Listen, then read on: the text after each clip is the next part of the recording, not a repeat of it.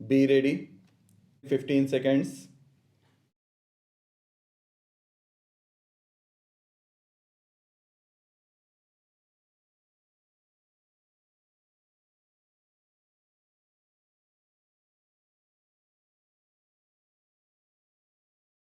Irrigation and power form the basis of the agricultural and industrial development of our country. After the droughts of the previous 2 years, no one in India needs any reminder about the vital importance of irrigation. There is also no doubt that electricity will always be a basic element in any formula for progress. The drought has also proved that electricity is an input for agriculture. I am glad to be here because, as engineers, scientists, and technologists, you represent the future.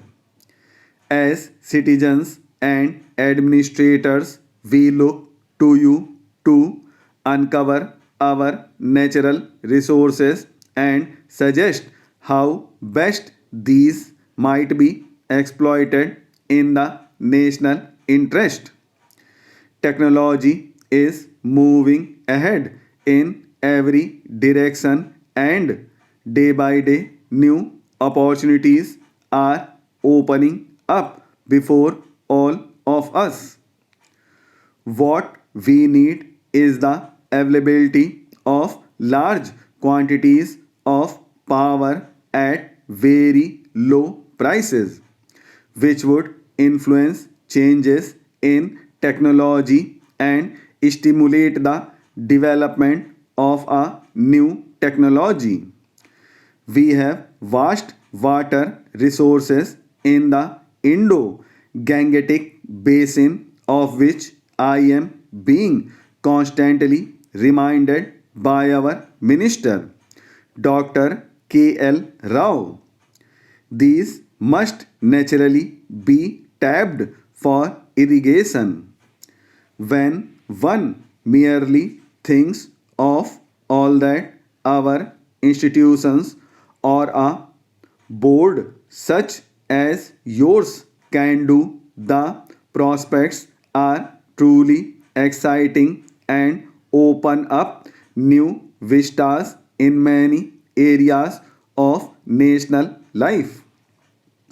You have already mentioned, Mr. President, the importance of electrification, and I am glad to find that some aspects of rural electrification figure on your agenda. In most of our 5 lakh villages, people are still prisoners of daylight and therefore have a short working day. At one time, we hoped that we would be able to electrify at least 1 lakh villages by 1970, which is the Gandhi centenary year. I still hope that we will somehow manage to reach this target and will continue to make rapid progress towards bringing electricity to the remaining villages. Today, we are able to build a good deal of the generating and transmission equipment which is required, but we have also to improve the economic of our power generation and transmission so as to supply cheap power to needy consumers and yet earn profits on the operations of our electricity undertakings. The development of regional grids will assist in optimizing the distribution system. This will be a great help to enrich all of us and yield better and quicker results. Only a fraction of the cultivated area is at present irrigated. You, Mr. President, have remarked that we can double the acreage under irrigation so that cropping can be extended. The amount of land available is fixed, but the pressure on the available land is steadily increasing.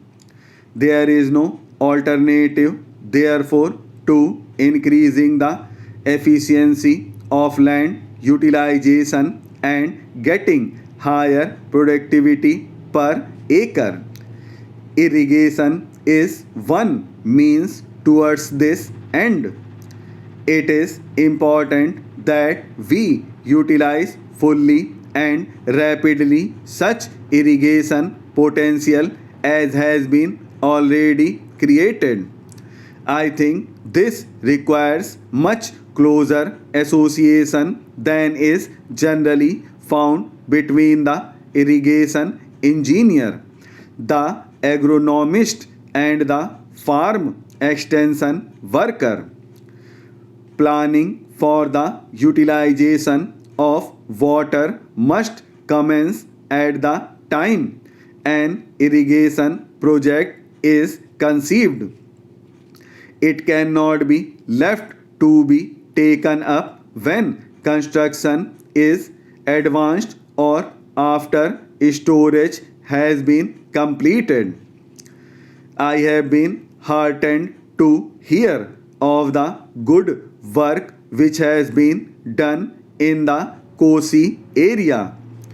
This might well be a model along with some others to be studied with advantage.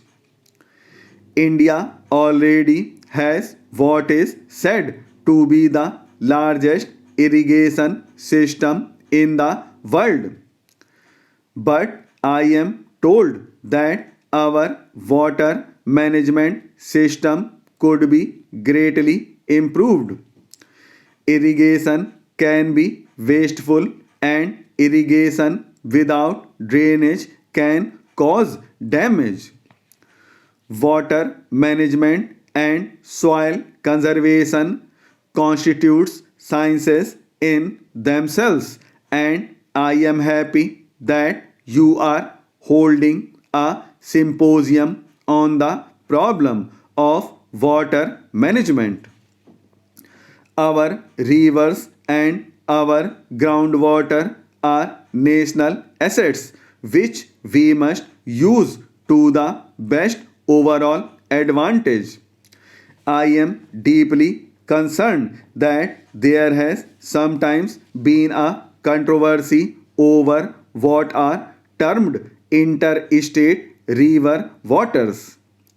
I am sure that technical solutions can be found to safeguard the legitimate interests of every region or state, and that these matters are best considered in a rational and scientific manner rather than on the basis of emotion.